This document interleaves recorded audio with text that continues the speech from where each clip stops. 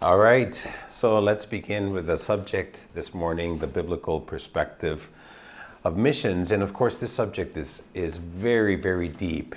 If you look on the books available, you'll find some very heavy theological, missiological kinds of books that have been written on this subject, especially in these last years. And so when we think about the reasons why people get involved in missions, it's all over the spectrum. People get involved in missionary activities for a desire to make a difference, for out of compassion. Some do it out of a desire for adventure. Others may feel a twinge of guilt or pressure. There's a whole slew of reasons why people might think about crossing cultures and serving God in other places. But a point that I'd like to make today is that there is a mission involvement that that honors God because it flows from embracing the God of mission and the mission of God. So those twin realities, embracing the God of mission and embracing the mission of God, is what I believe is a biblical perspective of missions. And so basically our talk this morning, we're going to be able to divide into 2 points. The first one is God is a missionary God, and the second one is Jesus is the model missionary, very simply. And I hope to work through these, just work through them one by one, and then at the end, we'll go back and reflect on those ideas, on the twin ideas. God is a missionary God, and Jesus is a model missionary. So for the first one, God is a missionary God. So what we're trying to say is that mission, God's mission, flows from his character. So what God does comes from deep within, from who he is. And so the question is, who is God? What is he like? What is he essentially? And one of the things we know about God is that he's essentially 3 in 1. That characteristic of God goes back to eternity. He is 3, and at the same time, he is 1. And that tells us a lot about his nature. For example, that he is 1 tells us that he's unique. God is unique. There's no one like him. He says that over and over again in Isaiah and other great passages of Scripture. That he is 1 tells us he's supreme. That he's 1 that tells us that he admits no rivals. He is on a quest to vindicate his supremacy throughout history and throughout the world. But we also think of God not only as 1, but as 3. And that's a great Christian truth that is evident in the Scriptures. That God is 3 must mean that he is relational, that is relationship, that he intends to bring people into relationship with himself and into relationship with one another. So there's something healing about the relational nature of God. There's something healing about the fact that he is 3, that is, he intends to bring us into himself. So God is not only 3 in 1, his attributes drive his mission. His attributes drive his mission. And I was thinking about a verse in Exodus 34 where God passes before Moses and proclaims his character. And in a few sentences, God has a moment of self-disclosure where he tells Moses who he really is and how he is. And we read in Exodus 34, 6 and 7, the Lord passed before him, Moses, and proclaimed, so this is what the Lord is about to say about himself, the Lord, a God merciful and gracious, slow to anger and abounding in steadfast love and faithfulness, keeping steadfast love for thousands, forgiving iniquity and transgression and sin, but who will by no means clear the guilty, visiting the iniquity of the fathers on the children and the children's children to the 3rd and 4th generation. So what do we see from God's nature in Exodus 34? Well, one of the first things he tells us is that he is holy. He is holy. And what does that tell us? What does the character of God, which is holiness, tell us about his mission? Well, he's building a holy kingdom. He's building a kingdom of righteousness, and we see this throughout all of the scripture. God is on a mission, purchasing, redeeming, securing for himself a people that is holy. Second element of God's nature that we read in Exodus 34 is that he's merciful. The Lord, a God merciful and gracious. So how does God's mercy drive his mission? Well, that's an easy one for us to see, right? Because we see him over and over again relenting from the punishment that people really deserve. When humans try him, when humans annoy God, when they go behind him, when they rebel, he comes back and says things like, I take no pleasure in the death of the wicked. And again, he shows his mercy by withholding the hand of punishment. The next element of God's nature is that he's a forgiver. He's a forgiver. It says he forgives iniquity and transgression and sin. So God is a forgiver. And how does the forgiveness of God drive his mission? Well, you realize that if sin had never entered into the universe, if Adam and Eve had never sinned, if Satan had never sinned, we would not know that God was a forgiving God. And so there's something about the broken reality of the world that declares the nature of God. I know many people say God must not exist because look at all the suffering. And I know that my statement here does not vindicate the existence of God by saying the opposite, but God's attributes are visible through the suffering and through the sin of humanity. So the next point of God's character is God is healer. He is healer. And again, we read in the Psalms and Isaiah that God heals the brokenhearted. God is near to those that suffer. Jesus' mission in Luke 4 is to come and preach good news to the poor. God is a healer. And then one of the climactic ones that Christians love about God's character is the love of God. The love of God, a theme which has just given us thousands and thousands of great poems and hymns and courses. The love of God, how important and special that character of God is to us. And we read in John 3 that God loved the world and gave his only Son. And so God's love, the character of love, drives God's mission. And then God is Savior. There's another characteristic of God. He is Savior and desires all people to be saved. Again, we would not know the saviorhood of God if it hadn't been for sin entering into the world and into our lives. It's strange to think that our rebellion has magnified the character of God in that we can see much more of who he is than if we had never sinned. And so the prodigal son who returns home sees something of his father that the older brother never saw, and that is how gracious and compassionate that father was. All right, so what I'm trying to say is that God's mission is not plan B. It's not God just like flabbergasted at what just happened in the Garden of Eden and saying, oh no, how do I repair this? He's not like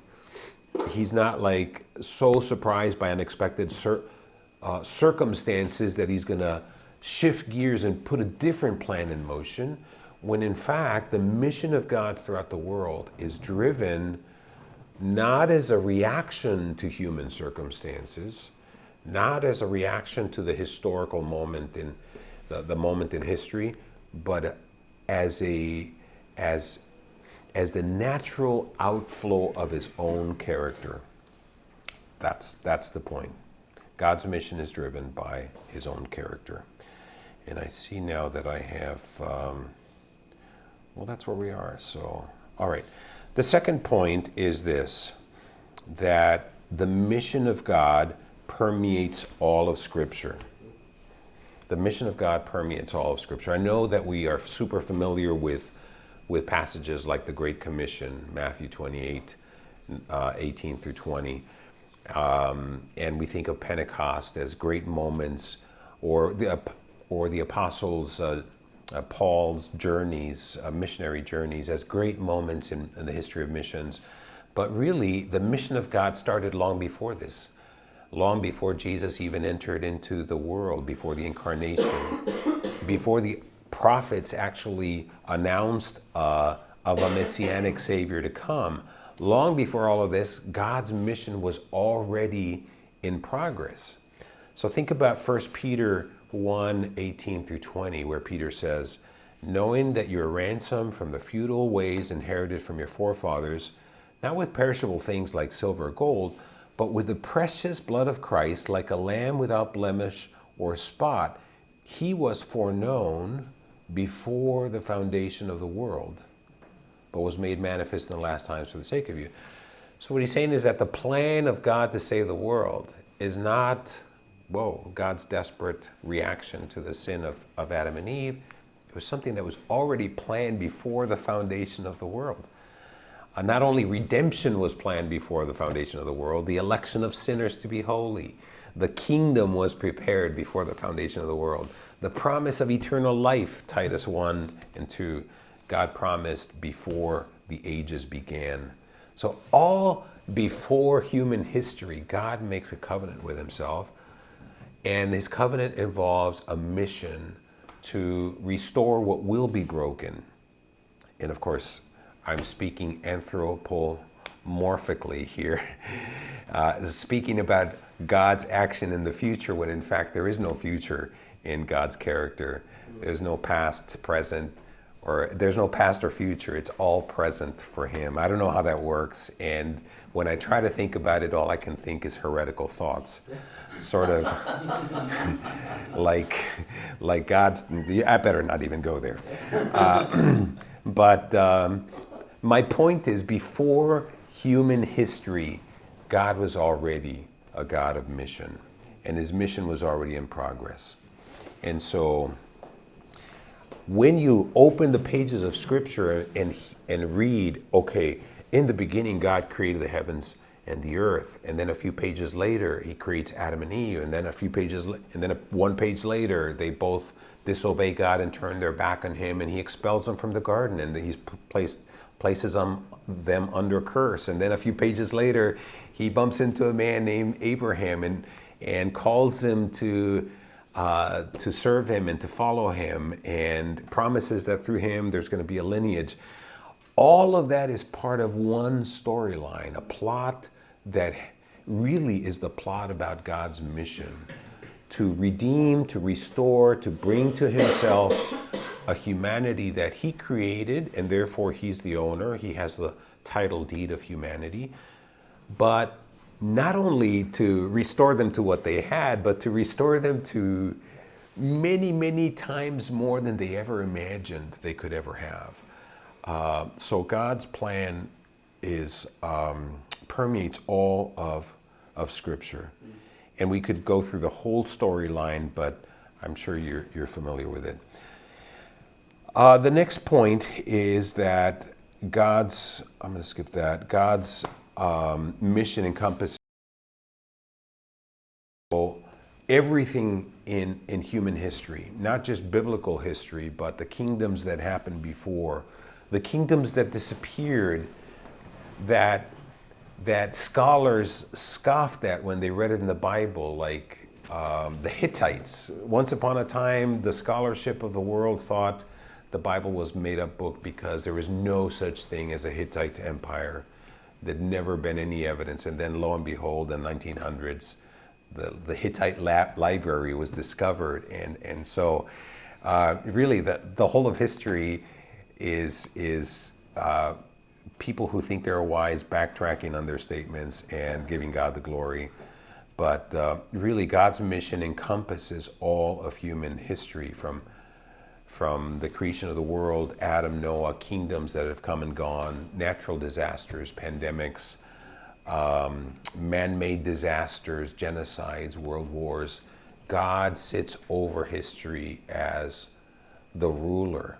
And I know that that's cause for derision and scorn from the world, but we see it as the enthronement of God that is not yet visible.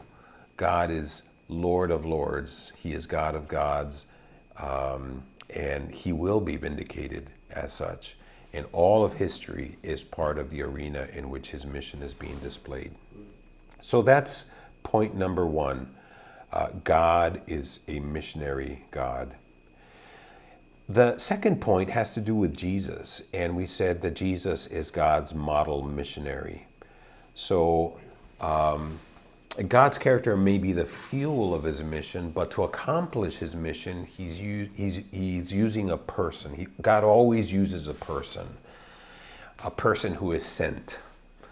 And in the case of Jesus, Jesus is the one sent. In the Old Testament, he sent many characters. Noah, he sent to his generation. He sent Joseph to deliver his people. He sends Jonah to save Nineveh. He sent Israel to be a light to the nations. They didn't do too well there. But he sends Jesus to be the Savior of the world. And in John 20, verse 21, which is known as the Great Commission in the Gospel of John, Jesus has this remarkable statement. Peace be with you. As the Father has sent me, even so I am sending you. As the Father sent me, so I'm sending you. Very enigmatic, because you think, okay, what does that mean? There's something about how God sent Jesus that is very much a pattern for us as how Jesus sends us. So the question is, how did God send Jesus? Well, the first point here is that when it came time to save the world, God sent Jesus. To reach humanity, God became human. God became incarnate. He took flesh. To speak to people, he became a person. To redeem flesh, he became flesh. To pay the infinite payment of the debt of sin, the infinite God became mortal, killable, which is a made-up word, I'm sure. But so that by his wounds we would be healed, he took a body that could sustain injuries. And so he takes on limitations that will last for all eternity. And I say that because there's something in Scripture that in Zechariah that people will look at him who was pierced and they'll mourn, which tells me that in heaven Jesus will have scars. And you think about the reality that Jesus has a body with recognizable features such as scars, and you think, well, those were done on earth, and yet he's going to carry them around for all of eternity. Why did he do that? The incarnation is God reaching down to connect with the people that he's trying to save. And that's our approach as well. When God wants to reach the world, he sends a person, a man, a woman, to become like the people that he is trying to reach. So the incarnation shows us several things about God's approach. It's the messenger who takes the initiative to bridge the gap. The gap is bridged by becoming like the ones you're trying to reach, to look like them, to think like them, to understand their cultural values, to understand their struggles. And that is to rewire yourself as one sent, as a missionary, if you will, to rewire yourself to not impose upon the people God is sending you to impose the values of your home country, but rather present the message in a way that connects meaningfully with the values of your host culture. The second point of Jesus' example, the way that he has sent us, is his motive. The motive of Christ was love. And so when it came to putting into effect God's plan of salvation, he's motivated by love. He reaches down to a sea of humanity, a sea that is sinful, that has turned his back on him, that is at enmity with him. And he says, I love you, which is amazing to me because he was the offended party. When do you hear that somebody who's been offended comes back to this offender and says, hey, by the way, I love you and I want to restore the relationship? No, we feel justified in the fact that if we were the offended party, you're going to come begging to me on your hands and knees for forgiveness. And I'm not going to move an inch of compassion or pity for you until you do. So love is essential to mission. Without love, everything we can do, all the service, all the language learning, all the ministry, productivity is meaningless. Paul said, if I could speak the language of men and angels, and if I could know all the secrets, the mysteries of the world, and I don't have love, I'm just like a clanging cymbal, which tells me that it's something that is not productive. A clanging cymbal is unproductive, and at worst, and probably an annoyance. And maybe there is something worse than annoyance and unproductive, but we must be driven by love as Christ was driven by love. The next one is his message. Christ, God's model missionary, had a message, and the message was the gospel, which of course is so obvious. But it could have been some other message. It could have been the superiority of his own home culture. It's like, man, you guys live in squalor compared to what I'm used to back in my home. In my home, like, everyone bows down to worship me when I pass by. And here, these Pharisees are just like bad-mouthing me. It's terrible. He didn't do that. His message was not the evils of imperialism or the overthrow of the political order. His message was the gospel. So simple a child could embrace it, and so profound that deep, profound, bright minds have tried to understand and yet never reached the bottom. So the gospel is the good news of the reconciliation between God and man made possible through Jesus Christ, the Messiah. And of course, there's a sticking point. There's always a sticking point to reconciliation. It never happens automatically. You must embrace the gospel, which requires repentance and faith. All right, the next point is his strategy. Jesus' strategy was personal ministry. Personal ministry. That is, dealing with people. Dealing with people. If you had 3 years to start a movement that would reach billions of people, transform the world, last thousands of years, how would you get that movement started? What would you do? We might be tempted, if we had lots of resources, to maybe launch a big organization or a big campaign, or build impressive facilities, or produce a bunch of marketing materials such as videos, use political channels, and yet Christ spent 3 years doing what? Hanging out with people, eating with people, walking with people, talking with people. He invested in 12 and a few others, people who would ordinarily be overlooked by society. You wouldn't look at Peter, James, John, all the others and say, wow, I can see how he picked them.